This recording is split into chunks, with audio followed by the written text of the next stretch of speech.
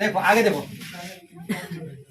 देखो ए बात मत करो, तू लोग बात करेगा, चला तू लोग बात करेगा तो दिक्कत हो जाएगा ना। अब देखो आंदोलन हो गया, अंग्रेजों से युद्ध दो तरह के हुए, एक युद्ध के लिबरल्स, लिबरल्स मतलब नरम दल वाले लोग, नहीं नरम दल वाले, नरम दल वाले में कौन थे? जवाहरलाल नेहरू, महात्मा गांधी, सरदार वल्लभ भाई पटेल, ये निम्नलिखित प्रकार के जाते। अब गरम दल बता दिए, सुचेता कृपलानी, उषा मेहता, ओपी गोयकना, बीजू पटनायक, पता है ना, राम मनोहर लोहिया साहब, जयप्रकाश नारायण साहब, ये सब क्या थे? गरम दल वाले थे, ठीक है, जो भूमिगत रह करके बम बारूद गोले के साथ अंग्रेजों से लड़ रहे थे। यहाँ तक हो गया। अब आंदोलन हुआ बेटा, तब इस आंदोलन पे प्रतिक्रिया चला, देखो अब आंदोलन पे प्रतिक्रिया आई, प्रतिक्रिया है ना। अब देखो कौन कौन सी प्रतिक्रिया है। भारत छोड़ो आंदोलन पर प्रतिक्रिया, भारत छोड़ो आंदोलन पर प्रतिक्रिया, ठीक है ना। आंदोलन में तो प्रतिक्रिया नहीं आएगा बेटा। जैसे देखो अभी तत्काल में किसान आंदोलन हुआ था, देखो प्रतिक्रिया देने वाले लोगों का तांता लग गया था सोशल मीडिया पे। कोई बोल रहा था कि खालिस्तानियों का है, कोई बोल रहा था कि आतंकवादियों का है, कोई बोल रहा था कि राजनीति से प्रेरित लोग हैं, या किसान नहीं है भारत के, या आतंकवादी हैं, या टेररिस्ट हैं, या नक्सलवादी हैं, बोल रहे थे कि नहीं। तो आंदोलन होता है तो प्रतिक्रिया आती ही आती है। तो भारत छोड़ो आंदोलन पे भी प्रतिक्रिया आया। इसमें प्रतिक्रिया देने वाले 3 लोग, पहला थे तेज बहादुर सप्रू। कौन थे? तेज बहादुर सप्रू, सप्रू क्या नाम था? दूसरा थे बी आर अम्बेडकर। कौन थे? B R Ambedkar, B R. और तीसरी थी मुस्लिम लीग। कौन थी? मुस्लिम लीग, ठीक है। अब देखो क्या क्या प्रतिक्रिया, देखो देख बेटा, पूछेंगे ना तो बताना, तुरंत अभी पूछ रहे, रुक गया, तुरंत पूछते, रुक गया, खत्म कर देंगे, पूछ रहे। जो हल्ला कर रहे हो ना, तुम रडार के रेंज में हो, बताते हैं तुरंत। रुक देख, तेज बहादुर सप्रू बोले थे कि भारत छोड़ो आंदोलन अवैचारिक, अवैचारिक, अवैचारिक एवं असामयिक है, ठीक है ना। तेज बहादुर सप्रू बोले थे कि भारत छोड़ो आंदोलन जो है वह अवैचारिक एवं असामयिक है। अवैचारिक मतलब बिना विचार किया गया आंदोलन है। इस आंदोलन को स्टार्ट करने से पहले हम लोग आपस में विचार विमर्श नहीं किए हैं, इसीलिए हमें नहीं लगता कि इस आंदोलन में हमें सफलता मिलेगी। और असामयिक बोले कि अभी यह राइट टाइम नहीं था कि हम अंग्रेजों के खिलाफ इतना बड़ा आंदोलन छेड़ दें। यह बात कौन बोले थे? तेज बहादुर सप्रू। किधर हो गया? यह बात बोलने वाले व्यक्ति कौन थे? तेज बहादुर सप्रू। बी आर अम्बेडकर साहब बोले थे कि यह हमारी मूर्खता है, यह कानून व्यवस्था को कमजोर बनाने वाला हमारा प्रदर्शन है जब दुश्मन हमारी सीमा पे खड़ी हो। बी आर अम्बेडकर साहब कहे थे कि यह समय, यह कानून व्यवस्था को कमजोर करने वाला समय है, करने वाला समय है जब दुश्मन हमारी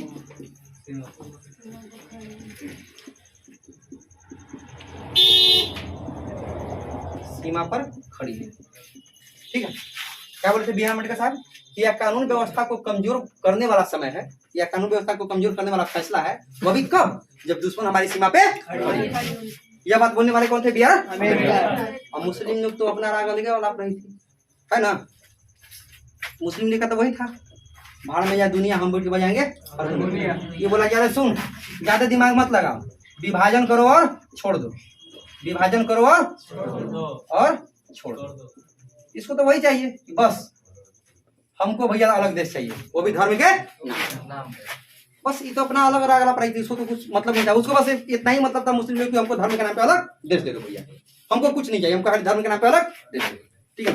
3 लोग प्रतिक्रिया देने वाले। पहले व्यक्ति कौन? तेज बहादुर, पहला व्यक्ति, दूसरा, तीसरा। देखो तेज बहादुर सप्रू क्या बोलते हैं कि यह अवैचारिक एवं असामयिक आंदोलन, क्या है? आंदोलन अवैचारिक एवं असामयिक। बी आर अम्बेडकर बोले थे कि यह कानून व्यवस्था को कमजोर करने वाला फैसला है, कब? जब दुश्मन हमारी सीमा पे खड़ी हो। यह बात कौन बोलते? B R Ambedkar. और मुस्लिम लीग का वही बात अलग आ रहा, अरे ज्यादा दिमाग मत लगाओ, डिवाइड करो और छोड़ दो, विभाजन करो और छोड़ दो। यह बात कौन बोली थी? मुस्लिम लीग। अगर क्वेश्चन पूछेगा कि भारत छोड़ो आंदोलन के दौरान विभाजन करो और छोड़ दो का नारा किसने दिया था? कौन दिया था? मुस्लिम लीग। और क्वेश्चन पूछा कि भारत छोड़ो आंदोलन के दौरान किस व्यक्ति ने कहा था कि यह आंदोलन अवैचारिक एवं असामयिक है? तो कौन बोलेगा? अगर क्वेश्चन पूछेगा बेटा कि भारत छोड़ो आंदोलन के दौरान किस व्यक्ति ने कहा था कि यह कानून व्यवस्था को लचर बनाने वाला प्रदर्शन या फैसला है, वो भी तब जब दुश्मन हमारी सीमा पे खड़ी है तब। यह बात कौन बोला था? तो कौन बोलते भैया? प्रतिक्रिया समझ में आ गया? 3 व्यक्ति प्रतिक्रिया देते, प्रतिक्रिया क्लियर। यहाँ से क्वेश्चन आया तो मार दोगे ना? मार दोगी नहीं? याद हो गया? हो गया। चला उड़ाना नहीं है, उड़ाना नहीं है, चला उड़ाने में अपने भी उड़ जाओगे। धरती पे रख के बनाना है, चला। चलो देखो, हल्ला मत करो, हल्ला करोगे ना तो मेरा सॉफ्टवेयर करप्ट कर जाता है ना। कंप्यूटर वाला सॉफ्टवेयर नहीं ना चला। पढ़ाए है ना तुमको बायोलॉजी में? क्या पढ़ाए हैं? न्यूरॉन्स पढ़ाए हैं? पढ़ाए कि नहीं पढ़ाए हैं? पढ़ाए न्यूरॉन्स है।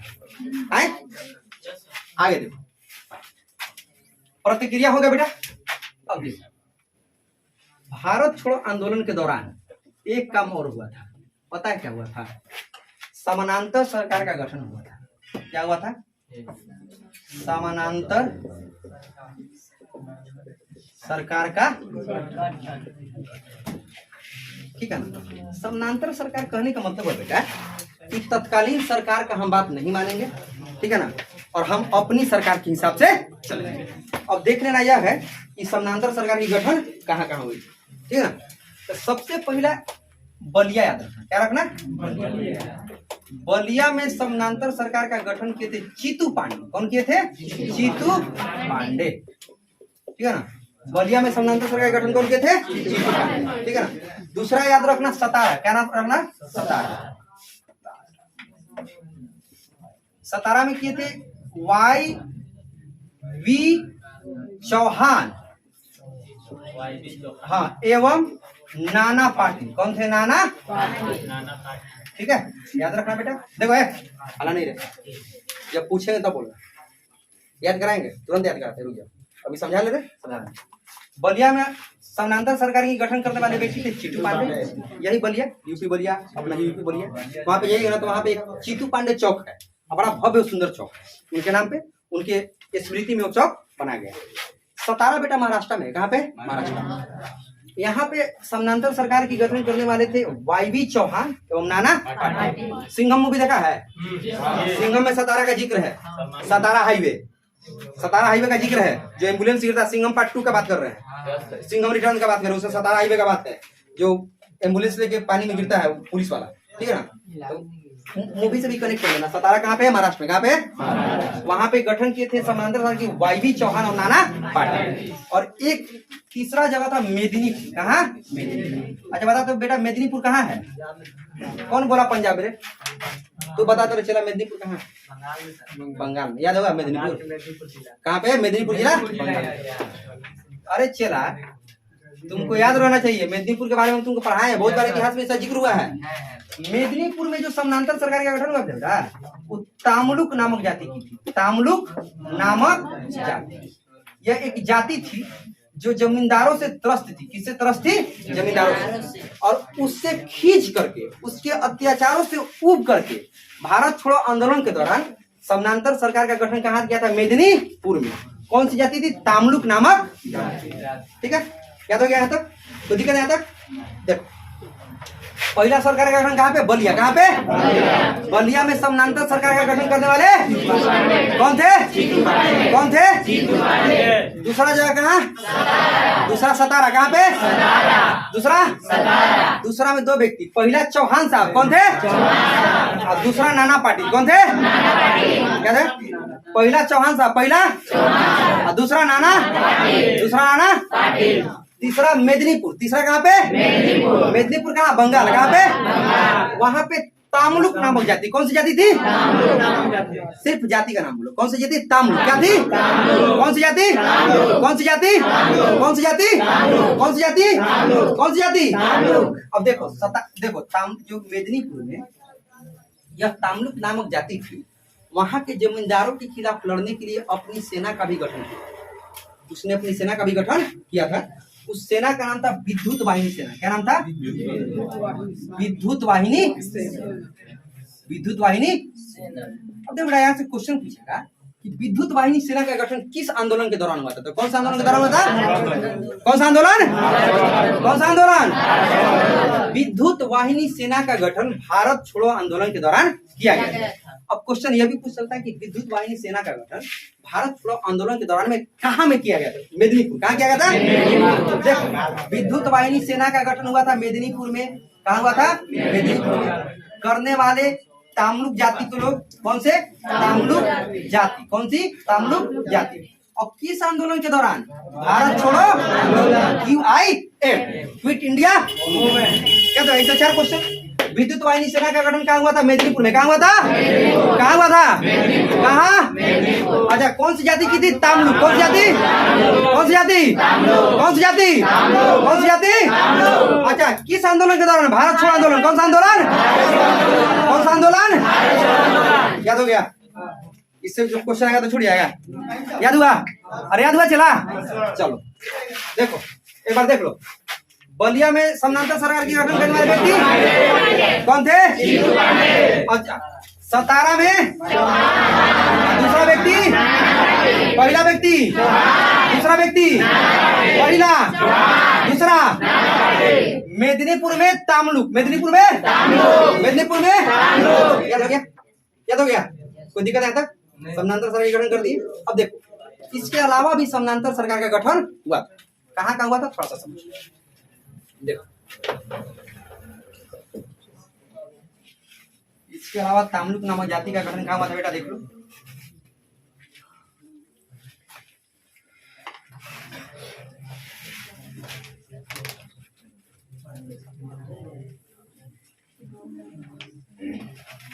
देख बेटा, सबसे पहला पॉइंट। अब सरकार तो गठन हो गई थी समानांतर। तो यहाँ पे एक क्वेश्चन और पूछ सकता है कि सबसे ज्यादा दिन तक समानांतर सरकार चलने वाली कहाँ की थी? अगर यह क्वेश्चन पूछे कि इन सभी समानांतर भारत छोड़ो आंदोलन के दौरान गठित होने वाली समानांतर सरकार में से सबसे ज्यादा दिनों तक कहाँ की सरकार चली थी?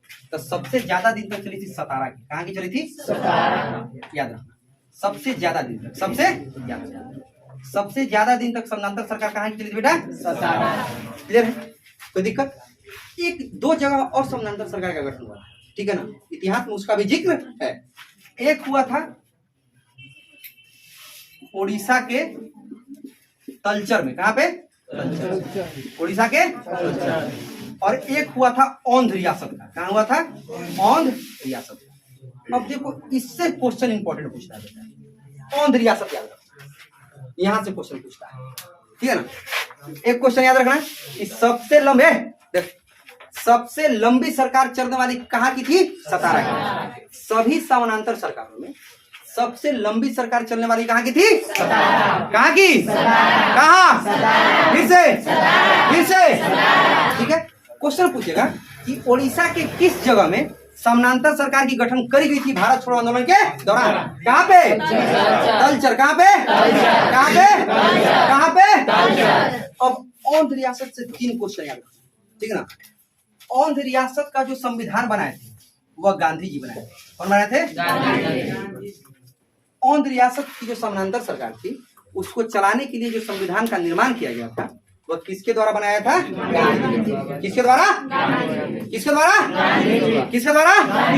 फिर से, औंध रियासत की जो सरकार बनी थी, औंध रियासत की जो समानांतर सरकार बनी थी, उसका जो संविधान था, उस संविधान के निर्माण करने वाले व्यक्ति कौन थे? महात्मा कौन? फिर से, कौन थे? याद हो गया? अच्छा, क्वेश्चन पूछा कि महात्मा गांधी भारत छोड़ो आंदोलन के दौरान किस जगह की सरकार के लिए संविधान का निर्माण किए थे? कहाँ की सरकार थी? औंध रियासत। कहाँ की थी? कहाँ की थी? औंध रियासत। कहाँ की थी? याद हो गया? ठीक है ना? अब देखो, देखो, अब जितने जगह की सरकार चली थी ना बेटा, उन सभी जगहों को सरकार चलाने के लिए फाइनेंशियली वित्तीय मदद करने वाली जो सरकार थी वह औंध रियासत थी। कौन थी? यह वित्तीय मदद की थी। क्या थी? वित्तीय मदद। समझ में ना? मतलब मतलब जिस तरह का मदद चाहिए, खास करके वित्त वाला ज्यादा फोकस रखना। वित्तीय मदद ज्यादा, सरकार बनी थी तो सरकार बनाने के लिए पैसा चाहिए, सरकार चलाने के लिए क्या चाहिए? पैसा चाहिए। तो पहला तो औंध रियासत याद रखना, औंध रियासत का जो संविधान था वो बनाने वाले व्यक्ति थे महात्मा गांधी। याद रहेगा? औंध रियासत की सरकार, औंध रियासत की संविधान बनाने वाले व्यक्ति कौन थे? महात्मा गांधी। और जितनी भी समानांतर सरकारें बनी थी, बलिया में, सतारा में, मेदिनीपुर में, तलचर में, ऐसा समझना, इन सभी सरकारों को पूरी तरह से फाइनेंशियली सपोर्ट करने वाली जो सरकार थी वो कौन थी? ऑन रियासत की। कहाँ की थी? और पूछ देगा कि भारत छोड़ो आंदोलन के दौरान जो विभिन्न जगहों पे समानांतर सरकार का गठन हुआ था, उस सरकार को मदद देने वाली कहाँ की सरकार थी? ऑन रियासत की। कहाँ की थी? कहाँ की थी? क्लियर हो गया? यहाँ तक समानांतर सरकार बना दिए, प्रतिक्रिया दे दिए। अब देखो आंदोलन का कार्यक्रम, आंदोलन का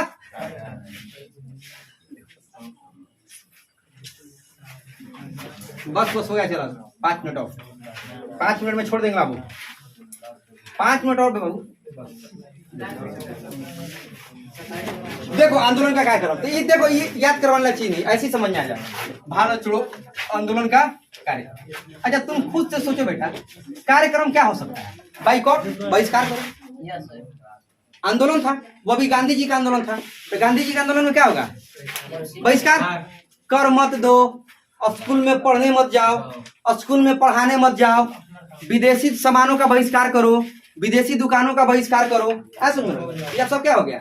आंदोलन का कार्यक्रम हो गया। जितना भी सरकारी आदेश है सबका उल्लंघन करो। ऐसा में नमक खुद से बनाओ, नमक पे कर मत दो, ऐसा में सब चीज खत्म कर दी। यही कार्यक्रम था आंदोलन का। ऐसा में यह सब चीज क्या था? आंदोलन का कार्यक्रम। क्या क्या हो सकता है? पहला देखो, कर मत दो, कर मत दो। दूसरा क्या हल्ला कर रहे हो? रुक जो पूछ रहे हो, रुक।